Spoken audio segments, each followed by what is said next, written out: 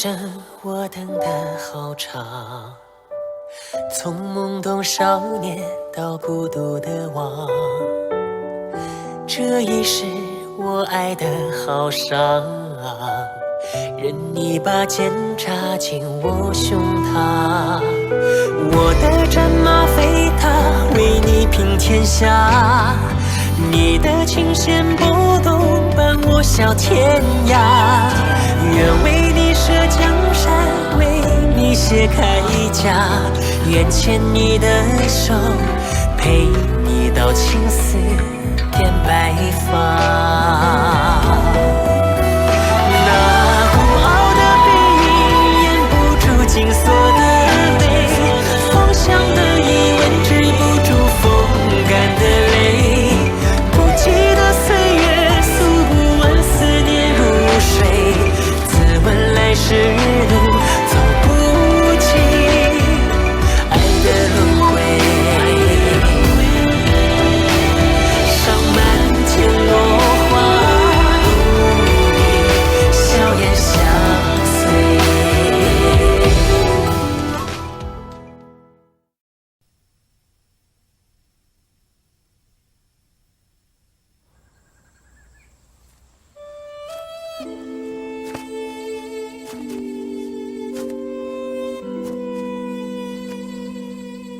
Iiwan mo na naman ba ako? Hindi ko yun nais. Ngunit wala akong pagpipilian. Ikaw pa rin si Chubeji. Ikaw pa rin ang prinsipe ng Zhenbei.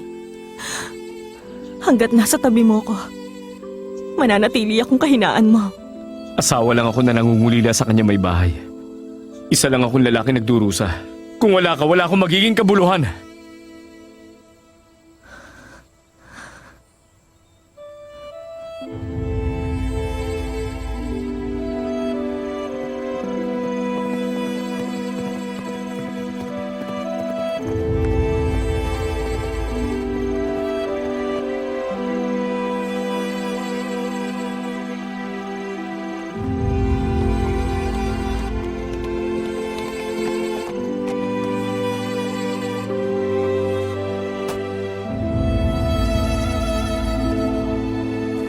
Nasa loob silang lahat.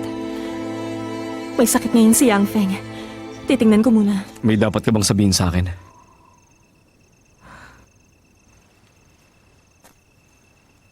Mayroon ka bang nais itanong sa akin? Mayroon. Marami.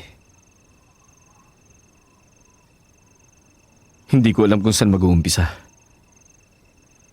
Hindi ko alam kung paano itatanong. Sasabihin ko sa iyo ang lahat ng nais mong malaman.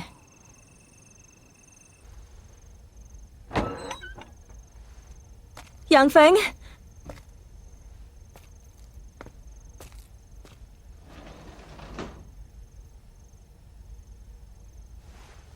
Yang Feng?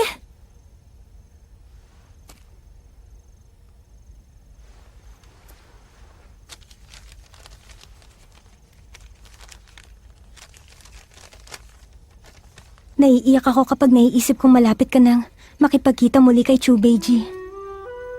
Umalis ka para sa kapakanan niya, na natili siyang naghihintay sa'yo. Mahirap dumating ang pag-ibig sa panahon ng pagdurusa. Huwag niyo nang pahirapan ng isa't isa. Huwag mong pagsisihan ito hanggang dumating ang kamatayan na maghihiwalay sa inyo. Tama si Binibining Shisan. Binigyan ka ng misyon ng mga bathala. Ikaw at si Chubeji, hindi kayo nakatadhana upang mamuhay ng payak sa labas ng kabisera. Naging malupit si Hesha at naghasik ng kaguluhan sa mundo. Kayong dalawa lang ang makatatapat sa kanya. Sa daloy ng mga pangyayari, panahon na upang muli kayong bumalik sa tungkulin. At dahil doon, isinama namin ni Shisan ang mga bata. Gawin niyo kung ano man ang tunay niyong nais gawin. Kapag payapa na ang lahat, muli tayo magsasama-sama. Huwag mo kaming alalahanin.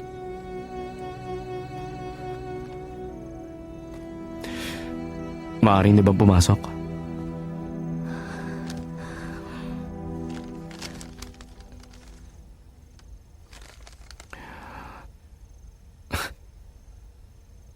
Ano nangyari? Wala lang ito. Umalis si Binibining Shisan at si Yang Feng. Maupo ka.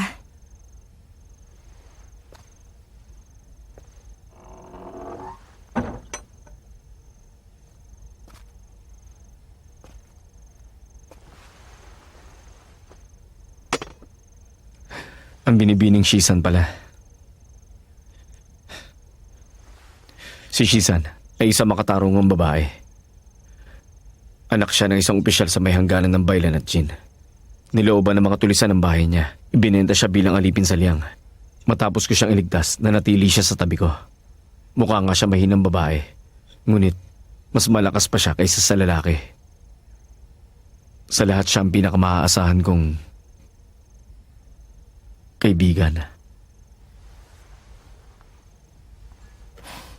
Bakit ka ba nagpapaliwanag sa akin? Baka mali ang isipin mo. Anong mali naman ang iisipin ko?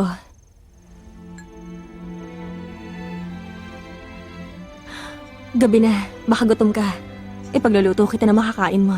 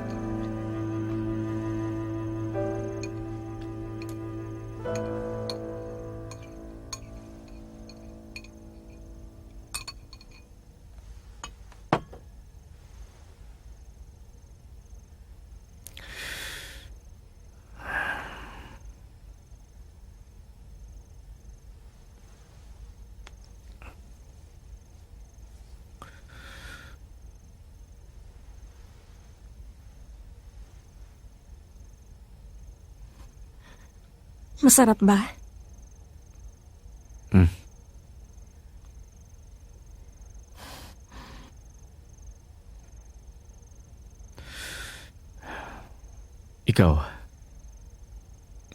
Ikaw ba mag-isa pa rin sa buhay?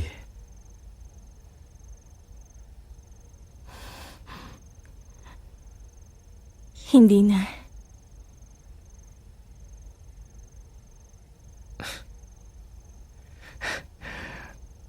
Tiyak yun. Isa kang mahusay na babae. Naintindihan ko.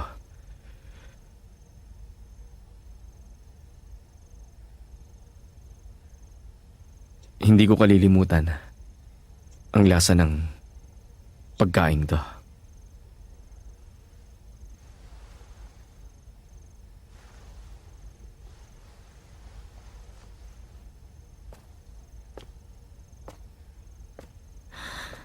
Chang Xiao ang pangalan niya. 3 taon na siya. Isa siyang Chu.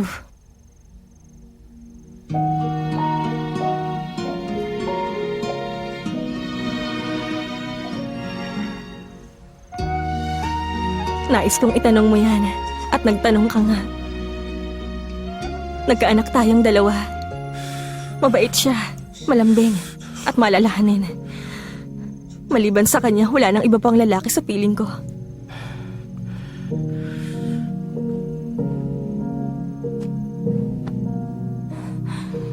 Bay Pingting,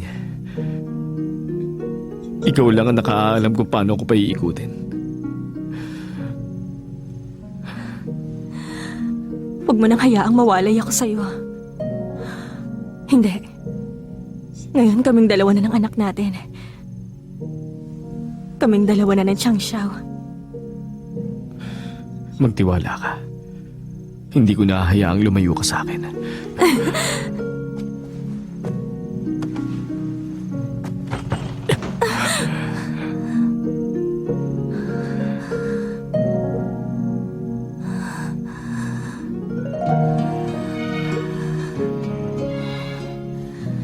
Kahit saang lugar ka man magpunta, hindi ko nahahayaang iwan mo akong muli. Naniniwala ako sa'yo.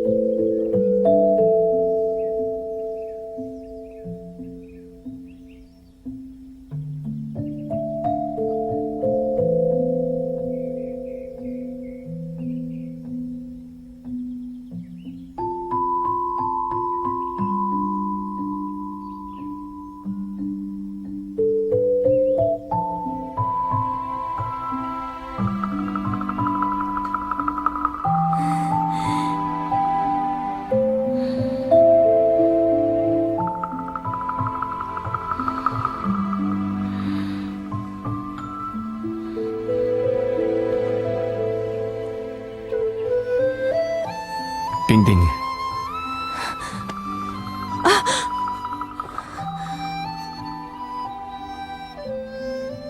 Saan ka pupunta? Hindi ako aalis. Mabuti. Dumito ka sa tabi ko. Tabihan mo ako gaya nito.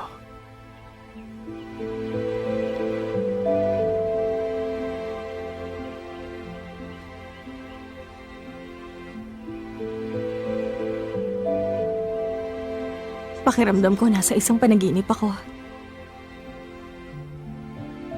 Kung panaginip lang to, Hinihiling kong magtagal pa ang sandaling to. Peji, Hmm? Peji, Ano yun? wala lang naman. Nais ko lang tawagin ang pangalan mo. Magmula ngayon, araw-araw na kitang tatawagin ng ganito.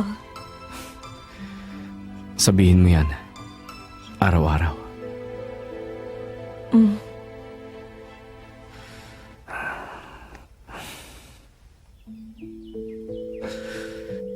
Kay saya ko. Hindi na tayo maghihiwalay pang muli.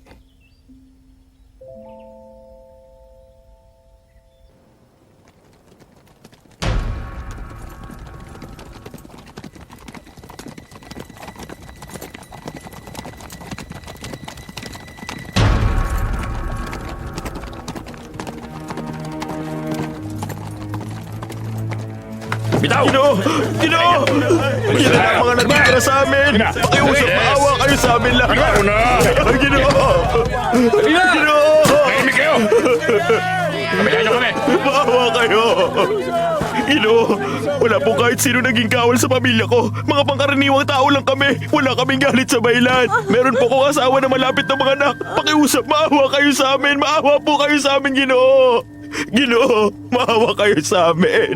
Maawa po kayo. Alam mo kung bakit hindi ako maaawa sa'yo? Ginoo. Isa ka lang pangkaraniwang tao. Wala sa pamilya mo nasa hukbo. Hindi mo kasalanan. Ngunit sa panahon ng matinding kaguluhan, sarili mo sisihin mo dahil ipinanganak ka sa maling lugar. Ginoo! Ginoo! Makatatanggap ka rin ng paghihigante!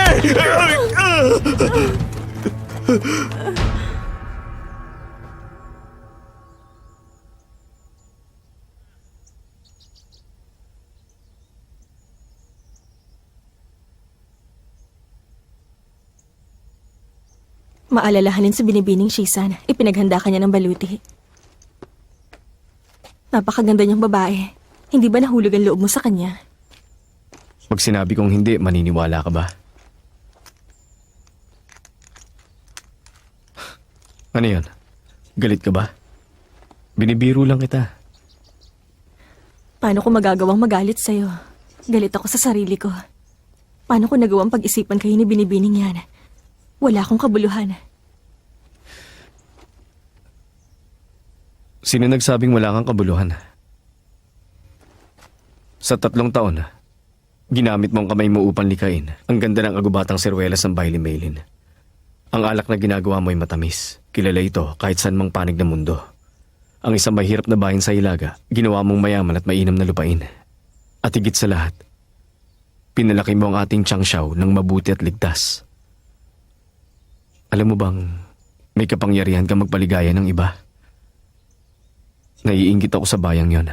Naiinggit ako kina Yang Feng at Zain. Kahit sa ating Changshaw, naiinggit ako.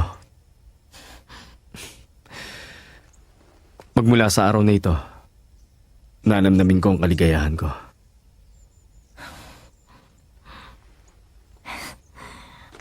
Lumipas ang 3 taon at naging mahusay ka na sa pambobola. Namayat ka. Maluwag na sa'yo ngayon ang baluting ito.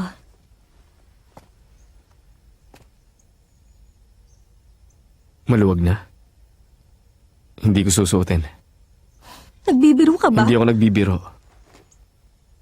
Magmula na makita kitang muli, ang tanging laman ng isip kong ito ay kung ano man ang gagawin ko ngayon o sa hinaharap, hindi na mahalaga pa. Ikaw ang mahalaga para sa akin. Ang baluting ito, kung ayaw mong tanggalin, ako na lang. Tuwing makikipaglaban ng asawa, ayaw nang may bahay na suotan siya ng baluti upang makipaglaban. Wala ni isang asawang magsasabing, kung ayaw mong hubarin sa akin, ako na lang ang gagawa. Ang makitang muli at marinig ang mga salitang ito, wala na akong hahangarin pa.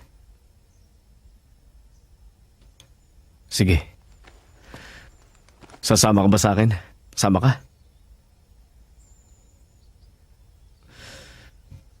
Sabi natin hindi na tayo maghihiwalay, hindi ba?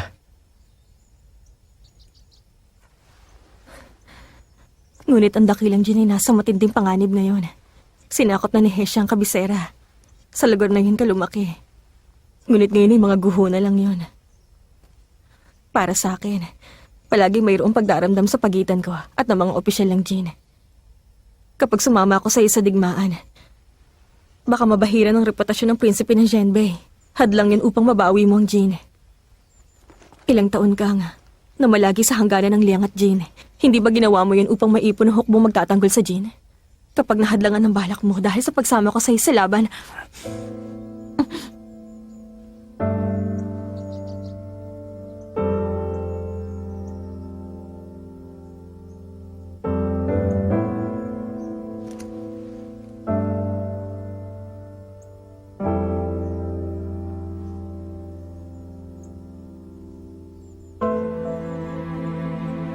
Mas maganda ka pa rin pag hindi ka nagsasalita. Magmula ngayon, kalimutan mo na ang tungkol sa bayan at kung gaano ka talaga katalino. Ang isipin mo, ikaw ang nag-iisang asawa ko. Meiji, hindi pa ako nakapagbabalot ng gamit. Hindi ko pa napadadalhan ng sulat si Yang Feng. May lugaw pa akong nasa lutuan. Ikaw, ibaba mo nga ako. Meiji! Huwag ka mag-alala, itapon mo na lang. Chu Beiji. Ang sabi nila, nasa taong may hawak kay Bai Pingding ang mundo. Ngayon, nasa mga kamay ko na ang tanyag na si Bai Pingding. Kaya lang ayaw niya sumama sa akin. Hindi kaya nais niya makita akong matalo? Bakit ba ang hirap mong umintindi? Ikaw ang asawa ko. Kaya bakit hindi mo ako sasamahan sa digmaan? Ibaba mo na ako. Ibaba ka? Ibaba ka upang makapagtago sa isang lugar kung saan hindi kita makikita habang nalulungkot ka? Pingting, hindi na ako papayag na iwan mo kung muli. Hindi ako aalis. Hindi ba maaaring hintayin na lamang kita rito? Hindi. Huwag ka maghintay. Kung mamamatay ako, mamamatay tayo magkasama. Ha!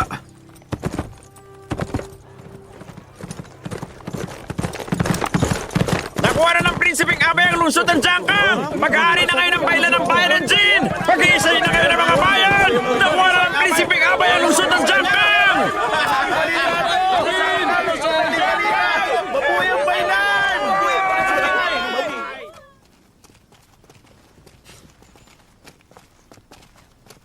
Kamahalan, huminto po kayo. Anong ginagawa mo?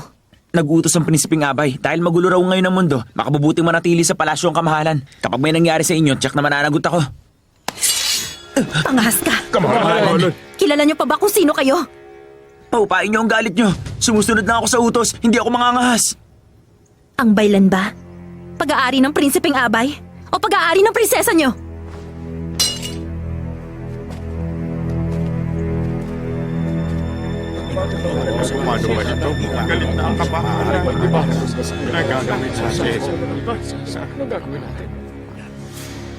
Mga ministro ng palasyo. Naiintindihan ko kung anong nais niyong mangyari. Mahal na prinsesa, wala na kaming ibang bagay na hinihiling. Wala na kaming ibang nais at hinihiling pa. Kailangan na ng isang bagong pinuno ng bailan.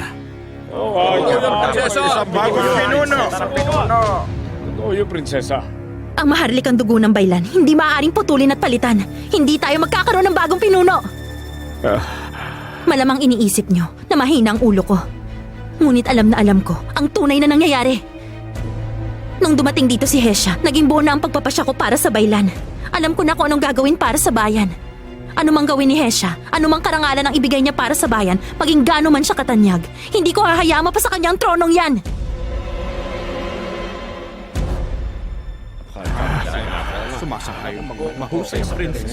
Kamahalan, akala namin may nangyari na sa inyo. Ngunit ngayon nagiging tanyag na ang pangalan ni Hesha sa digmaan. Panig sa kanyang hukbo at labis na nagmamayabang. Ang lahat sa bailan, tanging si Hesha lamang ang pinupuri. Siya lamang at hindi ang mahal na prinsesa. Nawala na ng impluwensya ang maharlikang pamilya. Hinihiling ko po na sa lahat ng pagkakataon mag-iingat kayong mabuti, kamahalan. Tama siya, Huwag kayong mag-alala.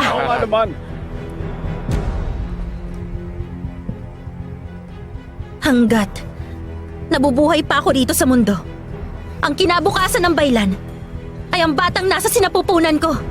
Ang tagapagmana ng Baylan!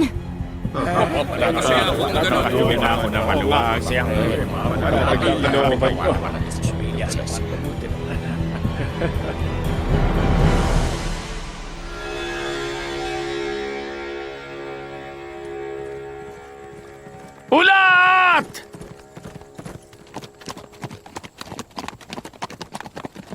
Oh! Ulat, General. Kulang-kulang 100 milya na lang ang layo natin sa kabisera. Makapapasok tayo bago dumilim. Ang utos ko, gumawa tayo ng kampo rito. Magpahinga at maghanda. Gumawa ng kampo rito! Prinsipe nga ba? Hindi niya nais malaman.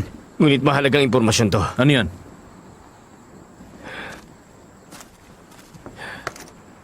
Prinsipeng Abay, ang mga opisyal sa Yunan, naahati na sa 2 pangkat. Ang mga itinaas nyo ng ranggo, ipagdiriwang ang tagumpay nyo. Habang ang prinsesa, pinupulong ang mga opisyal ng maharlikang pamilya. Mahigpit na ngayong binabantayan ng buong palasyo. Hindi ko magawa magsiyasat ng gusto tungkol dito. Prinsipeng Abay, ano kaya kung patalsikin natin ang prinsesa? Fei Zhouxing, ano binabalak mo? Isa yung pag-aaklas! Dong Shuo!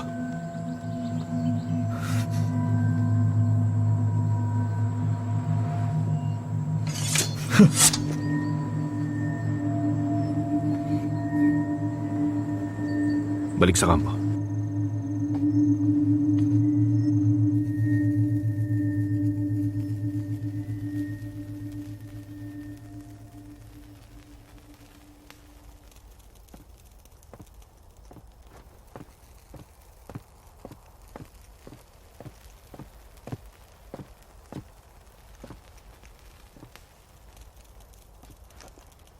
Prinsipeng Abay, iniisip ko kung anong dahilan at pinatawag niyo ako. Anong kailangan niyo sa akin?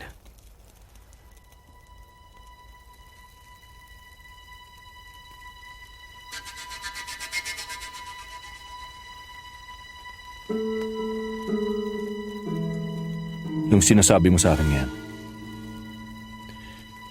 naiintindihan ko. Ipinagbabawal sa digmaan na bigyang babala ang kaaway. Ang prinsesa, kahit hindi ko siya sasaktan, kailangan ko pa rin maging maingat sa kanya. Magutos ka upang manmanang maigi ang kilos ng prinsesa. Balitaan mo ako tungkol sa pangkat niya. Kumilos ka ng naaayon. Naiintindihan ko po. Huwag po kayong mag-alala.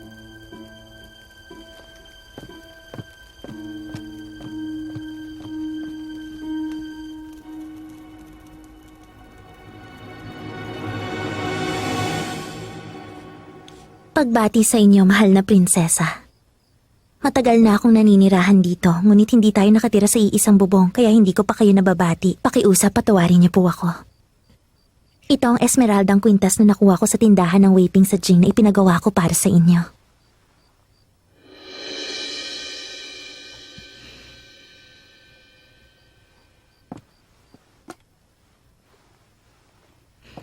Tama na yan. Makatatayo ka na. Dahil wala na rito ang punong ministro, walang nagpupunta upang makausap ka. Marahil, wala kang alam sa nangyayari.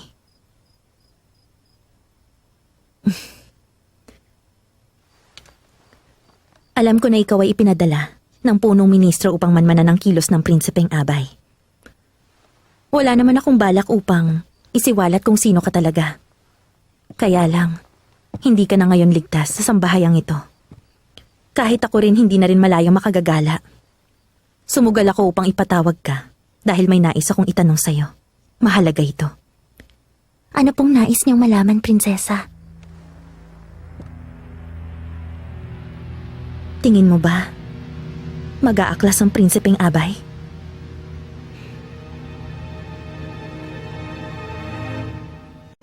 Opo.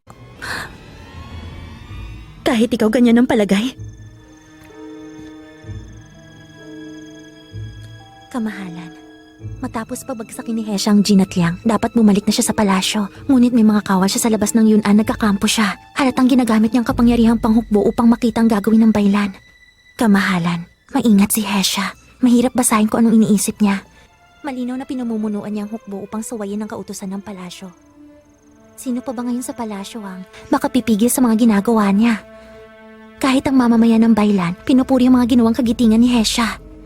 Kung gagamitin niya ang pagkakataong ito at papasukin ang lungsod ng Yun'an, natatakot akong... Naiintindihan kong sinabi mo. Panahon na upang magpasya kayo, kamahalan. Hindi na dapat mag-alinlangan ng baylan. Kamahalan. Hindi man lang ba sumagi sa isip mo na asawa mo si Hesha? May hahalin tulad ba ang pag-ibig ng isang siglong pagiging bayan ng baylan? Umaasa akong pag-iisipan niyo to.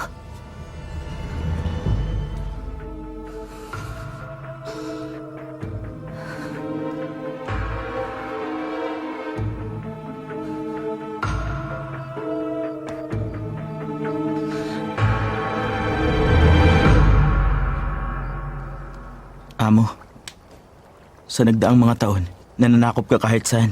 Ang pasaning bitbit mo, tunay na mabigat at nakapapagod.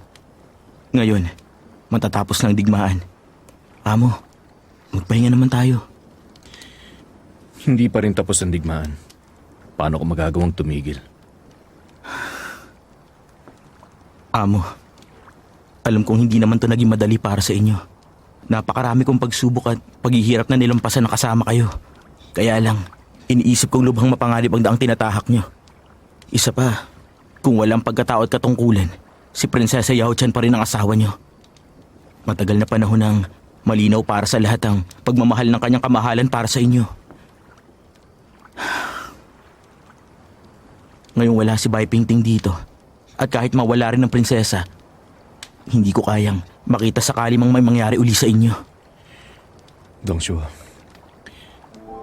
sa pagkakataong to wala na akong pagpipilian. Wala dapat gawing maling hakbang, walang hakbang na ipagpapaliban. Sa mga nakalipas na taon, marami tayo nilagpas ang mga paghihirap. Para saan bang lahat ng yon? Kundi upang maging payapa ng mga magulang ko at upang maibalik ko ang sambahayan ng Jin'an. Kaya kahit na anong mangyari, kailangan ko ipagpatuloy ito. Hindi ako mag-aalinlangan. Hindi ako atras. At para naman sa prinsesa, hindi ko siya sasaktan. Kung hindi niya ako kakalabanin. Naiintindihan ko, Amo.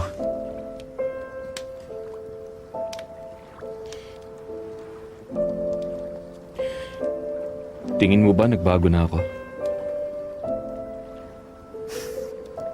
Hindi kayo ang nagbago. Ang nagbago ay ang mundo nating ito. Ang mangyayari at hindi mangyayari, hindi natin matataguan o malalabanan. Para ako isang hangal, wala akong pangarap gaya ng meron kayo. Hanggang ngayon hindi ko alam kung ano magiging katapusan nito. Kaya lang, kalahati ng buhay ko naglilingkod ako sa inyo. Kahit na mali pa kayo, Amo, munting Amo, sa hirap at ginawa, hindi ako aalis. Sasamahan ko kayo.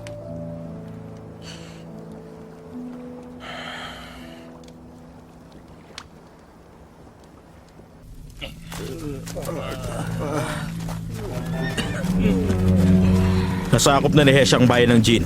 Sasakupin niya ang buong mundo. Ambisyoso ang lalaking ito. Kailangan natin siyang mapigilan. Sangayon ako. Punong General, nasa rurok po ngayon ng tagumpay si Hesha at tunay na malakas. Sa palagay ko, dapat nating iwasang labanan siya. Sinasabi mong panunuorin na lang natin lahat si Hesha habang walang awa niya sinasakop ang mundo?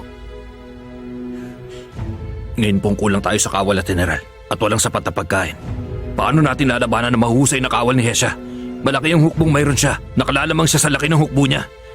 Kahit paano natin gamitin ang hukbo natin, mauuwi lang din sa kabiguan.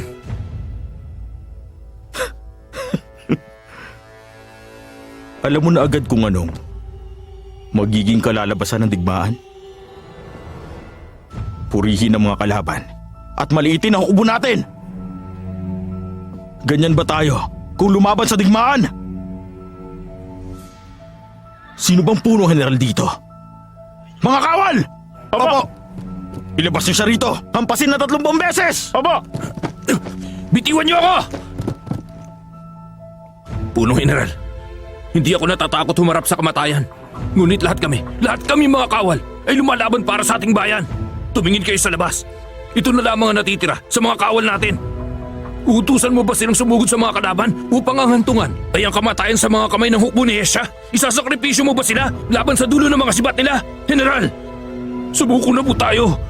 Marahil, makaliligtas pa tayo pag sumuko tayo.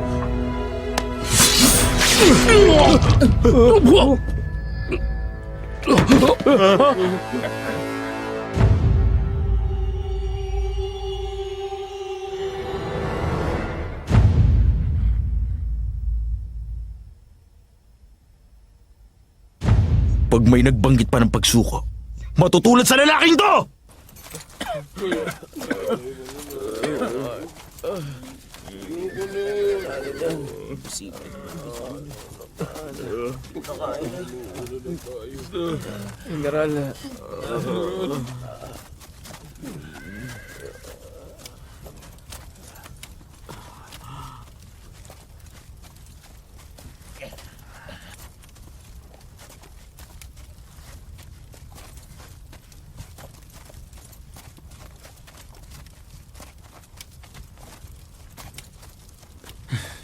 Singbangis na mga tigre at lobo ang hukbo ng baylan.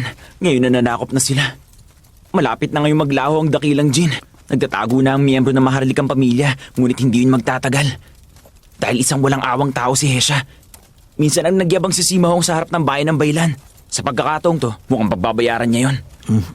Sa palagay ko kapag namatay si Simahong, ang buong mundo, sasakupin at gagawing isang bayan. Kahit makaligtas pa si Simahong, tiyak wala rin naman siyang magagawa. Hinahanap lamang siya ni Hesya upang maiwasan ang higit na kaguluhan. Kaya naman, maaari na nating sabihin na nasakop na ni Hesya ang mundo. Tingnan yung hukbo natin. Wala na tayong pagkain. Kakaunti na lang tayo. Sabi ng punong general, maghihiganti siya kay Hesya. Nagbibiro ba siya? Kalokohan yun. Yung kawal na nagsabi ng opinyon niya, pinatay pa ng general. Paano natin tatalunin ng baylan kung kaunti lang tayo? Tama, di ba? Tama yun. Ni hindi tayo magagaling upang masiyahan sila. Nagpapakamatay ba tayong lahat? Ano gagawin natin? Umalis na lang kaya tayo sa hukbo at umuwi upang magtanim. Baka mabuhay pa tayo. Ay kayo! Ano pinag-uusapan nyo? Punong General! General, Sino magtatanim na lang? Punong General, hindi namin sinabi yun. Punong General, narinig niyo bawat salita. Hindi po kami yun. Hindi po ganun, Punong General. Ang sabi nila, kahanga-hanga si Hesya at hindi natin siya kayang talunin. Kaya nga sabi ko, malaking kalokohan yun. Maawa kayo, Punong General. Mga tunay na kalalaki, baba kayo ng liyang! Nasa kamay na ng kalaban ng liyang. At patuloy nyo pa rin hinihiya ang mga sarili nyo. Hanggat nabubuhay pa tayong lahat. Dapat tayong lumaban hanggang kamatayan.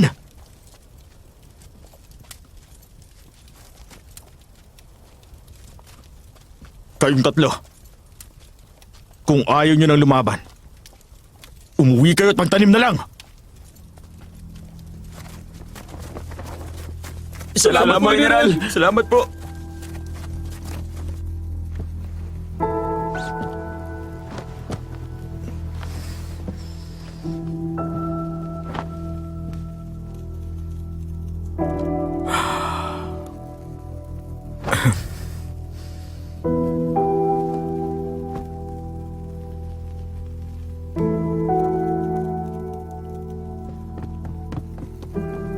Punong General! Punong General! Punong General, may bago po tayong kawal. Bagong kawal? Opo. Sa ganitong pagkakataon, kahit isang kawal na dumagdag makakaapekto sa kalalabasan. Papasukin mo! Opo.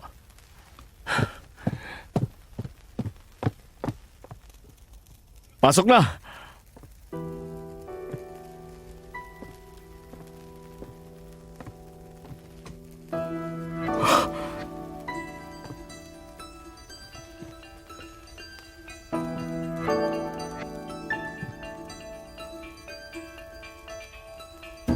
Binibining bay? Hindi ba't? Bakit? Marahil iniisip mo na patay na ako, punong general. Kung ganon, paano ako makahaharap sa'yo ngayon? Isa ba akong multo o tao? Ngunit, Anong balita sa digmaan?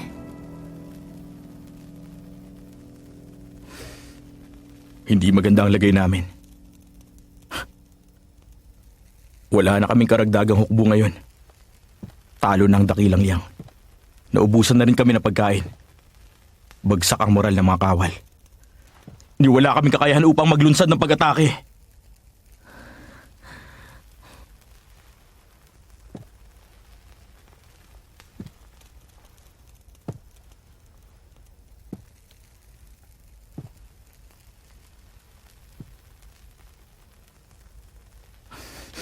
Binibining bay, pakiusap, tulungan mo kami.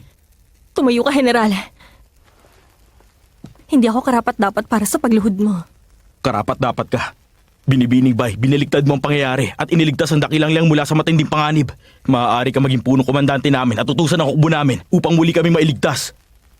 Sino pa maliban sa iyo ang may kakayahan para sa tungkuling ito?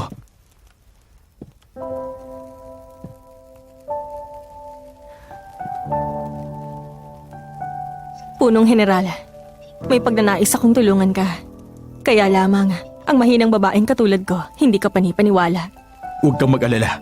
Kikilos kaming lahat sa utos mo. Kung ganon tinatanggap kong alok mo. Salamat, Binibining bay. Ano ba ang binabalak mong gawin sa laban? Binabalak sa kupin ni Hesha ang mundo.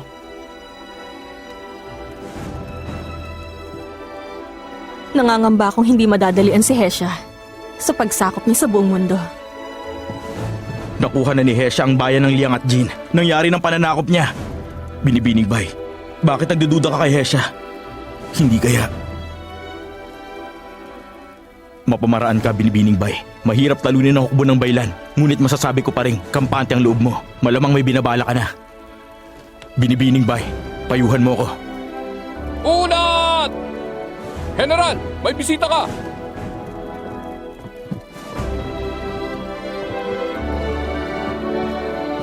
General Rohan, kumusta ka na?